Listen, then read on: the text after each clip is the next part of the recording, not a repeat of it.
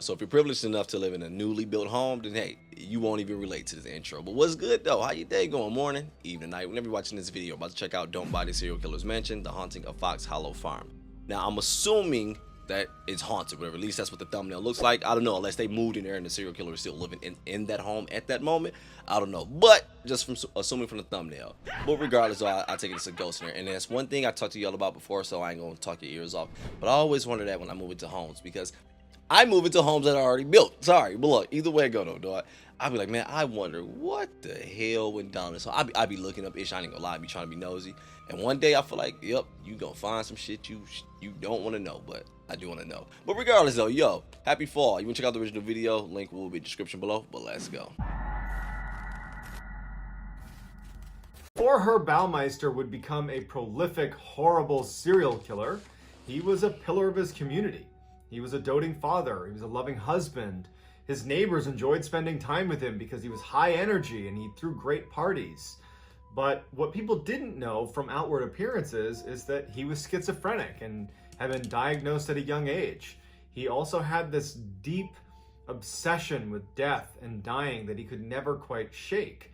His morbid obsession would ultimately take over, and he would go on to end the lives of nearly 24 young men in Indiana, and he would bury the majority of them on his property, which was known as Fox Hollow Farm. When an investigation into all these nearly missing 24 young men, and he would go on to end the lives of nearly 24 young men in Indiana, and he would bury the majority of them on his property, which was known as Fox Hollow Farm. When an investigation into all these missing young men in Indiana points at Herb Baumeister being the primary suspect, Baumeister flees his property and ultimately ends his own life. And in the note he leaves, he just says that the reason he's taking his own life is because his business is failing and so is his marriage. He doesn't confess to any of the murders. He doesn't give investigators any indication of how many people he killed or where they are. He didn't give any closure to anyone. Selfish. That is crazy, dog. And the thing is, real quick, because a lot of these serial killers, I don't know about all of them, but a good amount of them, their backstories, they are pretty smart, intelligent, pillars of the community type of people. Freaking Gacy was like a wasn't he like something upcoming, some type of politician? I forgot which route, whatever. But he was also a contractor, a clown for hire, ish like that. But he was also known in the area as like a good person. Like, yo, what the hell? Legit, just blend in with the community. I wouldn't even say blend in. Legit, seemed like someone important in the community. Like, damn. But I put together, I take it this is why this place is about to be haunted. Is because all the bodies was buried in and around his life is because his business is failing and so is his marriage.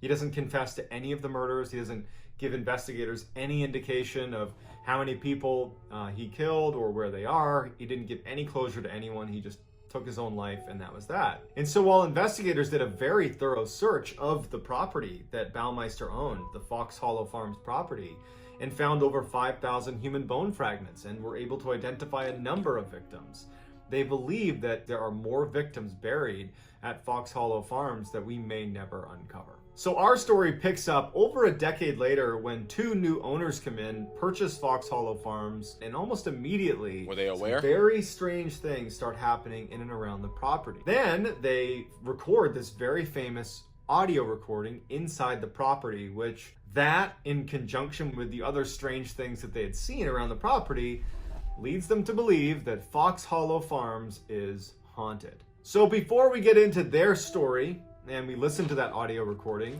if you're interested in strange, dark, and mysterious content like what I'm promising on today's episode, then you've come to the right place, because this is the type of content that I produce 3 to 4 times a week. And so if that interests you, if you would, please gently assassinate the like button and then turn on all notifications so you don't miss any of these uploads every week. So let's dive in. In 2006, Rob, Vicky Graves, and their 2 teenage sons were tired. My bad. I was glad we got a little music. I was like, oh, I don't want to sit here and just kind of in the cringe moment. It's just quiet as hell. You just see me stare like this. That would have been hella awkward. All notifications so you don't miss any of these uploads every week. So let's dive in. In 2006, Rob, Vicky Graves, and their 2 teenage sons were tired of living the city, fast-paced lifestyle and decided to look for some property in suburban Indiana where they could kind of escape that busy lifestyle. And so when they were looking at real estate in some of the nicer suburbs of Indiana, they found this one property called Fox Hollow Farms that was this huge sprawling estate but was selling for some unbelievably cheap price. And so they contact a real estate agent who says, yeah, we'd love to give you a tour of the place. It's up for sale. No one's occupying it right now. It's owned by an investor, but they are looking to sell, obviously. So yeah, let's do a house tour. And so they're open-minded. It seems too good to be true, but they decide, you know what, we'll go take a look. And so they get to this property, and it's beautiful. It is everything they wanted this dream home they're looking for to be. You know, it has an indoor swimming pool. It's got loads of bedrooms and bathrooms. It's like basically a mansion. And I don't know if that's a Google image or the real thing. I think it's a Google image. I don't know, but regardless, though, that's a beautiful home, though. And I take it that's what the picture he's trying to paint, if that is a Google image. Wanted this dream home they're looking for to be. How much? You know, it has an indoor swimming pool. It's got loads of bedrooms and bathrooms. It's like basically a mansion. And as they're walking around the property, Rob is speaking to his wife Vicky, and they're both kind of going back and forth like, what's wrong with this place? This doesn't make any sense. Rob starts to wonder, wait a second, I think I've heard of this place on TV before. And he's having like an epiphany, and he's like, I think that this could actually be the home of one of the most notorious serial killers in Indiana's history, Herb Baumeister. It's like it just came to him that the name Fox Hollow Farm was something he remembered hearing on TV. And so he stops the real estate agent on their tour, and he says, hey, this is a beautiful home, but is this the home of Herb Baumeister? Huh? And the real estate agent, almost expecting this to be brought up, was like, yes, that's why it's still in the market. People are unwilling to purchase this home, even though the investor who scooped this up in the 90s following the tragedy that was the Herb Baumeister case, the investor had basically gutted the whole residence and basically removed all the kind of remnants of what it used to look like when Herb Baumeister was living there. Nobody wanted it because, you know. Or were you looking for some ish? We couldn't find none, so we gutted it out. I mean, I ain't mad at you, but when Herb Baumeister was living there, nobody wanted it because, you know, Herb Baumeister had killed nearly 24 young men and buried them on the property, and investigators still were finding pieces of bone on the property, and they didn't really know how many victims there were, and so it was this kind of spooky place to live. Yeah. And so the real estate agent just said that's why it's so cheap. The property's beautiful, it's well kept, but no one wants to be here because of the history. The real estate agent says, here, why don't you and your wife just go talk about it? We can leave if you guys aren't comfortable with this. Ultimately, they decide to purchase the property. So a couple weeks later, Rob and Vicky and their 2 teenage sons move into Fox Hollow Farms, and they love it. And especially their 2 teenage sons love swimming in the pool. And they had gotten in the habit of basically running around outside and then tracking in dirt and gravel into the swimming pool. And so one day, Vicky is vacuuming up some of this dirt and gravel that had gotten inside of the area around the pool. And so she's vacuuming up the gravel, and all of a sudden her vacuum cuts out. And in fact, the power cord where the vacuum was attached to had come undone. And so she thinks, oh, I must have, you know, yanked on the cord and pulled it out of the outlet. I would have thought and so she goes over and she plugs it back in, and she goes back to vacuuming up the gravel that was in the pool. And so as she's doing that, it goes out again, which surprised her because she remembered thinking to herself, like, don't yank on the cord because you just unplugged it. And she turns around, and now the cord from the vacuum and the outlet it was plugged into are separated by about a foot. That it was as if it had been like yanked out pretty hard. And she's thinking to herself, like, did I just yank on it again? Like, am I wrapped on a chair or something? Like, how did I yank it out, and how did it move a foot away from the outlet? And so after she plugs it in, she checks it and kind of yanks on it to make sure it's not falling out on its own. Like, it's not a kind of weak connection to the port. And it's not. It's in there secure. And she goes back to vacuuming, and she's looking over her shoulder and checking the outlet as she's vacuuming, like wondering, like, what was causing it to pop out of the socket like that? And as she's looking at it, she watches it pop out of the socket again. Bullshit. Except it didn't just fall to the ground. It like jumped out as if there was a surge of electricity. Why did do that fast? I want some video proof, man. Fall to the ground. It like jumped out as if there was a surge of electricity that, popped it out of the socket or something. And she drops the vacuum because it startled her and she didn't know what to make of it. Rob worked at a car dealership, and one of his employees, Joe, was chronically late. And it got to the point where Rob's like, Joe, what's going on? Like, why are you always late? And Joe said, I live over an hour away and I can't get here on time. I got to find somewhere, to live that's closer to the dealership. And Rob is like, well, actually, we have an entire apartment attached to our residence at Fox Hollow Farms that no one's staying in. We'd be happy to let you rent that out. It's right down the road. And Joe's like, actually, that sounds pretty great. And so just a couple days later, Rob helps Joe move into the new apartment. And they spend the whole day moving all the boxes and furniture in there. And just in the span of just a few hours, they move everything into Joe's apartment. Rob leaves. Joe is exhausted. It's just he and his dog, Fred. And Joe just decides to crash for the night, and he lays down in the bed and falls asleep. And so that night, he has this dream where he's being chased by someone. He doesn't know what it is, but it causes him to actually act out his dream, like sleepwalk. He jumps up out of his bed and starts running as if he needs to escape the apartment, but he's like kind of half dreaming, and he runs into the door frame, falls to the ground, knocks a glass over, and actually cuts his hands up pretty bad. He's gonna wake up and it's gonna be really comes cut. to, and he's like looking around, and he's like, what was that? So a couple days later, Vicky comes home, and she finds Rob painting the side of the house. And she and Rob stop and are talking about how beautiful it's gonna look when the painting's done. And out of the corner of her eye, Vicky sees something in the forest that was on the edge of their property. And it was actually a man standing with a red t-shirt on, just standing like looking at their property. And as she's looking at him, he turns around and he starts walking away farther into the forest. And so she kind of looks, and before she says anything to Rob, the guy has just vanished into the woods. And so she just goes, Rob, I just saw someone standing on our property. He had a red shirt on and he was right over there. And Rob immediately is like, well, honestly, we moved into a serial killer's house. We should accept that there's going to be people that are just going to want to sneak onto our property to get a look at this building. And so they walk. Not gonna lie, it makes sense. I don't think I'd have went with that situation, but my bad, boy. I'm hearing something creaking. I'm hoping it's Mr. Ballen floor or chair, because I know his stuff be creaking too. But either way it go, though, I don't think I'd have jumped right to there. But at the same time, it is true. Damn, and now that I think about it, that probably would get annoying as hell, because I know a good amount of people will have the balls to knock on your door and ask, is it okay if I could come in? No, nigga. No. Get your bitch ass off my motherfucking porch, cuz. Go back. Guy has just vanished into the woods. And so she just goes, Rob, I just saw someone standing on our property. He had a red shirt on and he was right over there. And Rob immediately is like, well, honestly, we moved into a serial killer's house. We should accept that there's going to be people that are just going to want to sneak onto our property to get a look at this building. And so they walk over to where Vicky has seen this guy in red, and they look, and there's no one there. They yell out like, hey, is anybody here? And no one's there. And so even though it was pretty unsettling, Vicky and Rob just decide that I guess this is a reality of living here, is that you're going to have people spying on you a little bit because of the notoriety of the home. So later that night, Joe is in his apartment and he's doing some dishes, and it's late at night, probably like 10 or 11 o'clock at night, and he hears a knock on the door.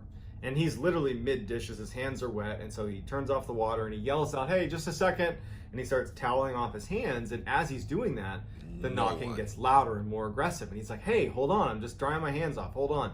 And he assumes it's Vicky or Rob. And so he starts walking over, and the knocking is just incessant. And he finally opens the door, and no one's there.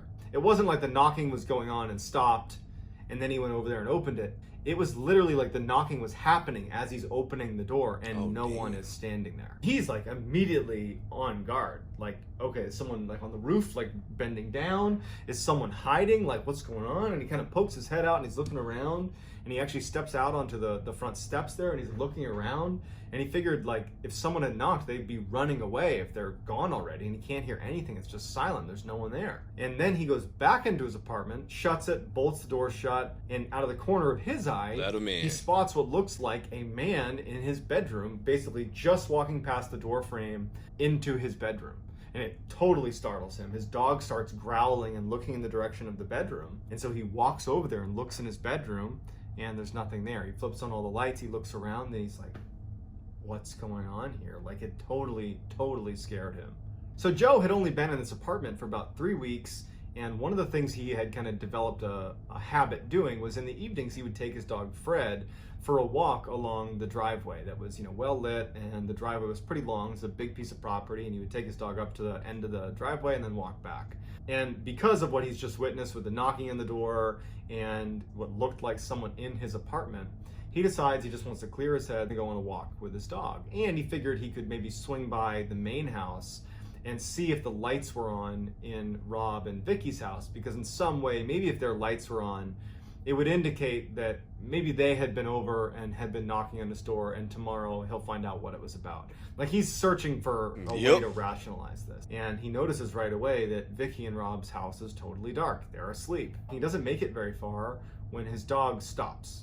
The dog starts taking off into the tree line. And before Joe actually takes off after his dog, he looks up and he breaks out through some of the lighting over the driveway that there is a man in red with a red t-shirt that's at the edge of the forest, and his back is turned and he's walking into the forest, and as Joe's looking, it looks like the man in red actually disappears. And so the dog is heading straight for this man in red, and so Joe, because it's his dog, about to get his ass back, he starts running after the dog, even though he's absolutely terrified of what's going to happen here. He couldn't let his dog get harmed. So he chases into the woods, makes it. But Fred is doing what Fred is supposed to do, though. He's protecting. But shit, he disappeared. You can come back, dog. I'm about to go.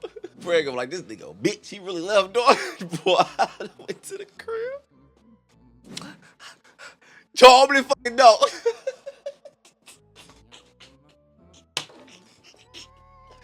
Stop playing, though, dog. No, for real, stop playing so much, dog. I gotta stop talking to myself, but.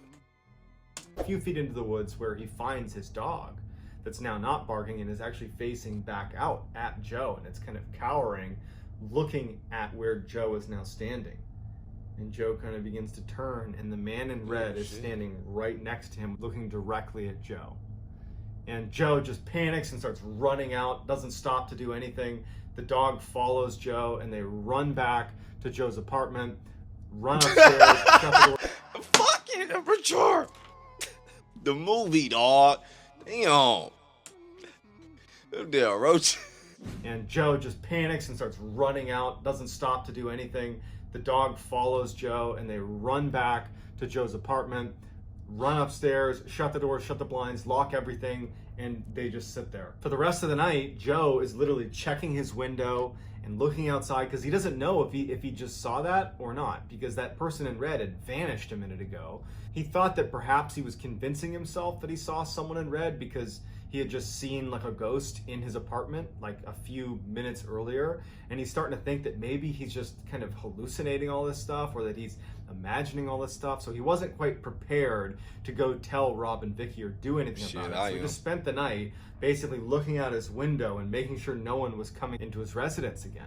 And so the next morning, he goes and tells Rob and Vicky what happened the night before. Everything from the knocking on the door to the person that he thought he saw inside of his apartment, to then ultimately the man in red that his dog chased after. As he's telling them about this exchange with the man in red, Vicky is getting pretty emotional.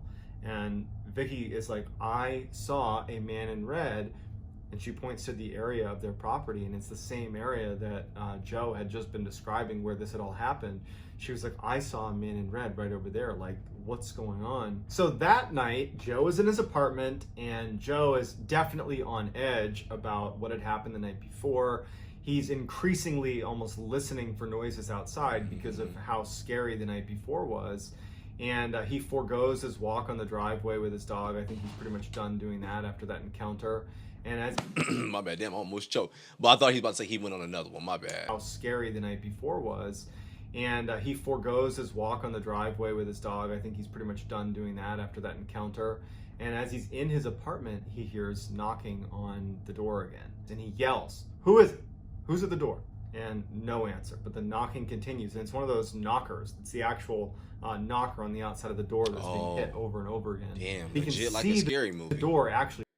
Knocker on the outside of the door that's being hit over and over again. He can see the door actually shaking from how hard this is being banged against the door. And finally, after like poking his head out and seeing no one, he rips the door open and no one's there.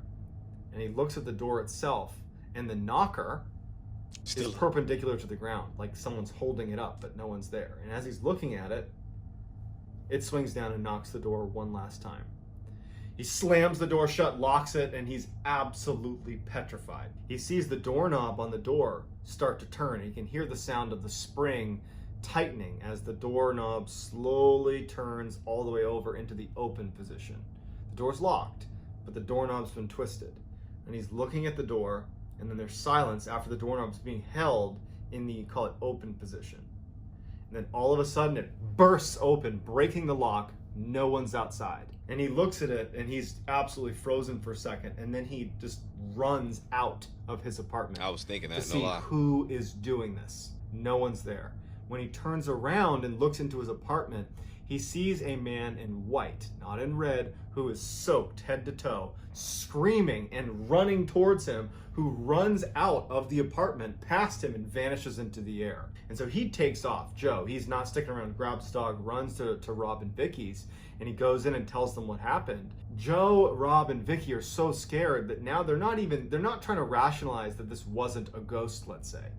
They're trying to convince themselves that this is a friendly ghost, that these are the victims of Herbert Baumeister that have been tormented by Baumeister, but they're here because they're trapped here. That man you saw in your apartment, that was a victim of Herbert Baumeister, escaping from Herbert Baumeister.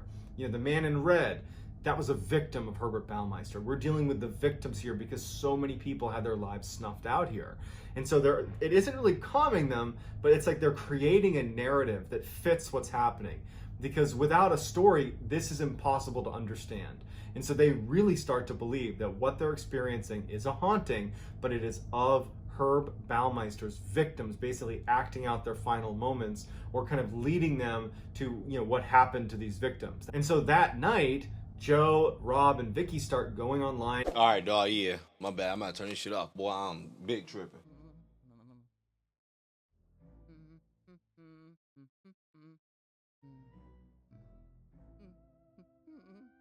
It's creepy. I don't know if I'm believing it.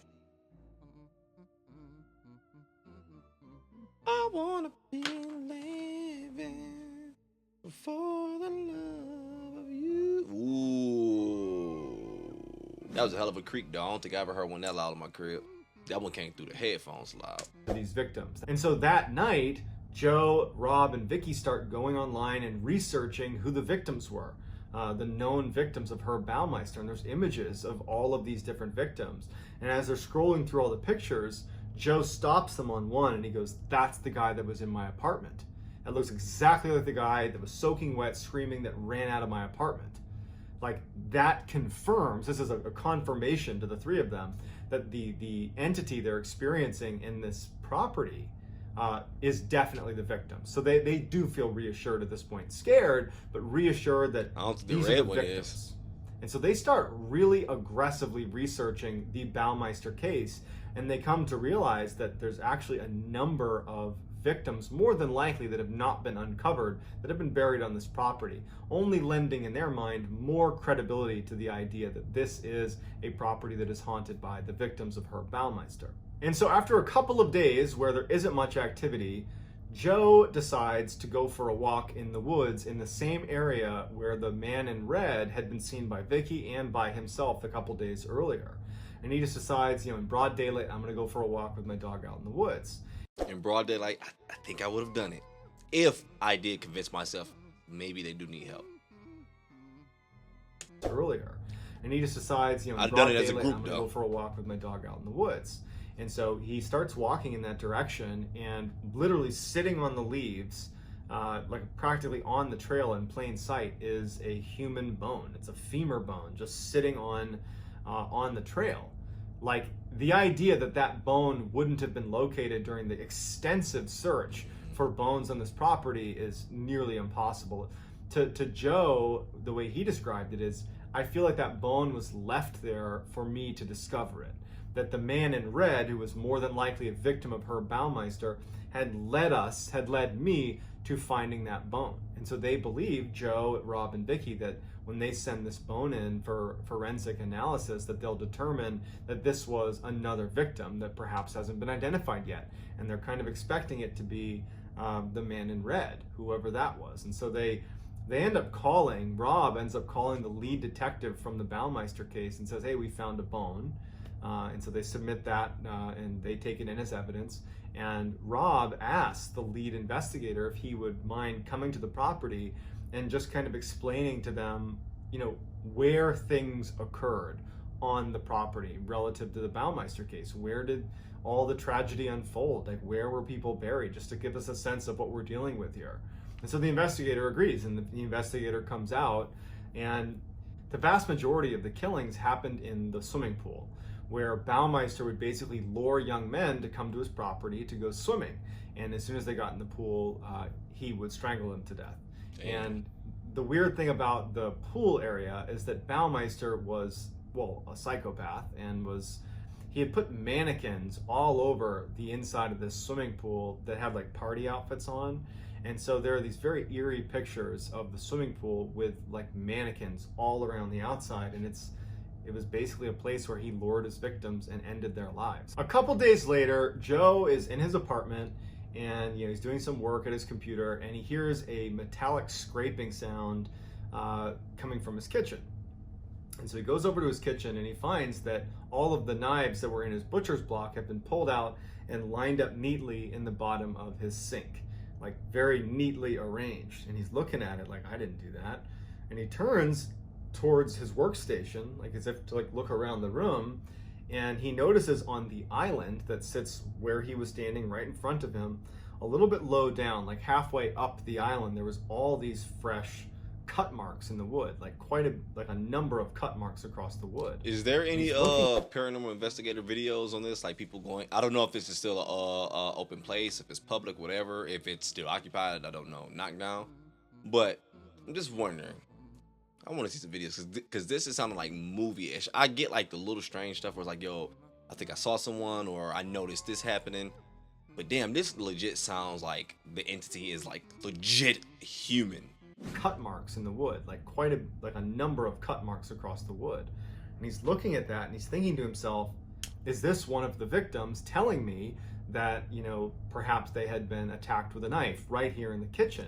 He's thinking like it's his duty to try to figure out which victim this was and what happened to them.